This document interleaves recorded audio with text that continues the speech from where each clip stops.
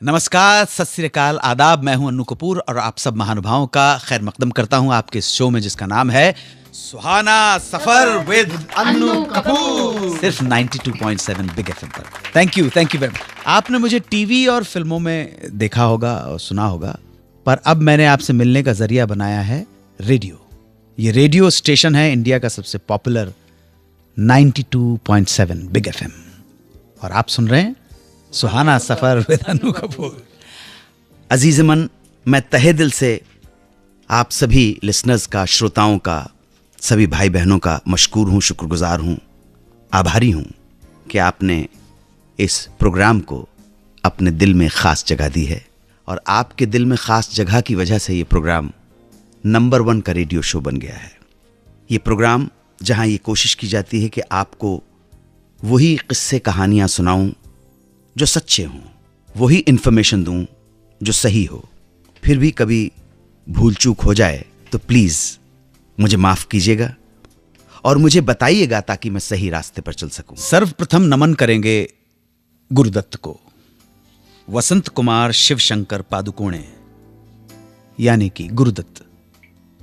इनका जन्म 9 जुलाई 1925 को तब के बेंगलोर, अब के बेंगलुरु के पादुकोणे परिवार में हुआ था। बचपन बहुत अभाव में बीता। ब्राह्मण परिवार में जन्मे गुरुदत्त के माता पिता के आपसी रिश्ते ठीक नहीं थे। एक तो आर्थिक परेशानियां, ऊपर से माता पिता के बीच अनबन ने इनके बचपन को बहुत कठिन बना दिया। पढ़ाई लिखाई में ठीक होने के बावजूद गुरुदत्त कभी भी आर्थिक कारणों की वजह से कॉलेज नहीं जा पाए। हालात गुरुदत्त को लेकर पहुंच गए कोलकाता, और कोलकाता से भटकते भटकते ये पहुंच गए अल्मोड़ा। अल्मोड़ा पहुंचकर गुरुदत्त जुड़ गए पंडित रविशंकर के बड़े भाई उदय शंकर के Uday Shankar India culture centre से, जहां डांस, ड्रामा और म्यूजिक की शिक्षा दी जाती थी।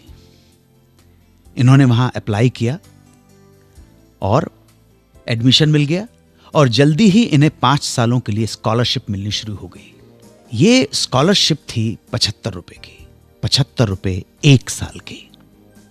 वहां की ट्रेनिंग करने के बाद, वहां से निकलने के बाद गुरुदत्त ने कुछ दिन टेलीफोन ऑपरेटर की नौकरी की, और फिर भटकन, स्ट्रगल और संघर्ष की कई मंजिलें पार करके पहुंच गए बंबई, जहां इनकी फैमिली पहले ही शिफ्ट हो चुकी थी। जल्दी ही गुरुदत्त को प्रभात स्टूडियो पूना में नौकरी मिल गई। यहीं इनकी मुलाकात हुई देवानंद और रहमान से। साथ साथ स्ट्रगल करना, एड़ियां घिसना, प्रोड्यूसर्स के दरवाजे खटखटाना, एक साथ लोकल ट्रेन्स में सफर करना, एक स्टूडियो से दूसरे स्टूडियो का सफर। साथ रहते हुए इसी संगत में उन्होंने एक दूसरे से वादा किया था कि जिसको भी पहले काम मिलेगा, जो भी पहले एस्टैब्लिश हो जाएगा, वो दूसरे को काम दिलाने में मदद करेगा। इन तीनों की तिकड़ी में से किस्मत सबसे पहले मुस्कुराई देवानंद पर। देवानंद बन गए हीरो, और ये वादा उन्होंने पूरा कर ही दिया। उन्होंने स्थापना की अपनी प्रोडक्शन कंपनी की, जिसका नाम उन्होंने रखा नवकेतन। नवकेतन की दूसरी फिल्म बाजी बनाने का जब उन्होंने फैसला किया, तो इस फिल्म के निर्देशन के लिए उन्होंने साइन किया अपने दोस्त, अपने यार, अपने मित्र गुरुदत्त को। दोस्ती निभाने में गुरुदत्त भी पीछे नहीं रहे।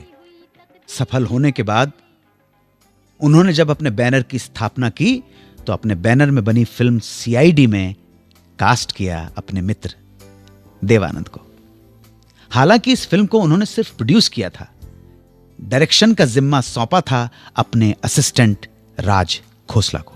इस तरह ये दोस्ती हमेशा कायम रही। मनोज कुमार की नई इनिंग शुरू हुई, एक नई तरह की क्रिएटिविटी, राइटिंग, डायरेक्शन, प्रोडक्शन।